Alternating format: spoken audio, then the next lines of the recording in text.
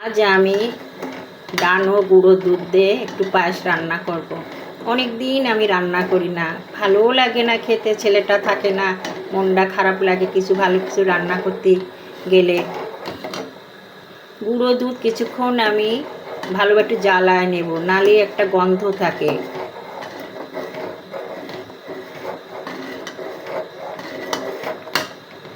পোলাও চাল দিয়ে আমি এই পায়েসটা রান্না করব।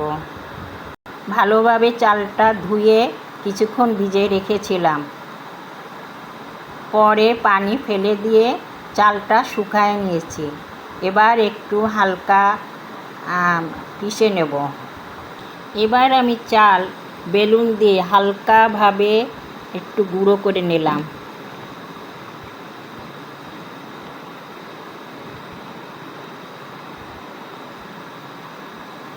দুধ ভালোভাবে জাল হওয়ার পর আমি দিয়ে দিলাম সেই হালকা গুঁড়ো করা চালগুলো। এবার আমি আস্তে আস্তে নাড়া দিব। এইভাবে আস্তে আস্তে নাড়াতে হবে।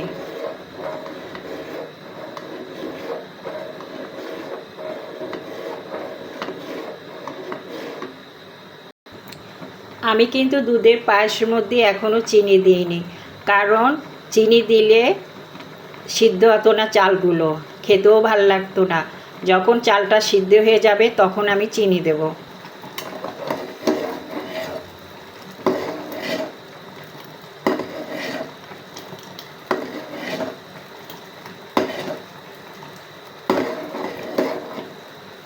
পায়েসের চাল সিদ্ধ হয়ে গেছে, এবার আমি চিনি দিলাম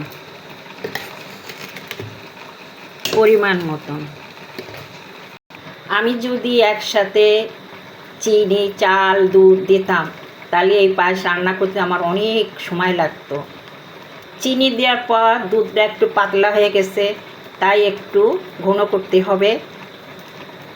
আস্তে আস্তে নাড়াচাড়া দিতে হবে যাতে তলে না লেগে যায়। পায়েস প্রায় ঘন হয়ে গেছে, তাই আমি এবার এর মধ্যে কিছু কিশমিশ দিলাম। আর কোনো মশলা আমি এর মধ্যে দেব না।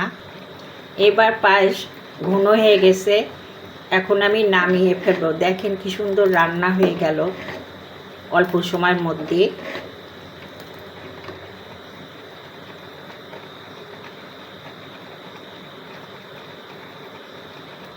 সুন্দর একটা পায়েস রান্না আপনাদের দেখালাম।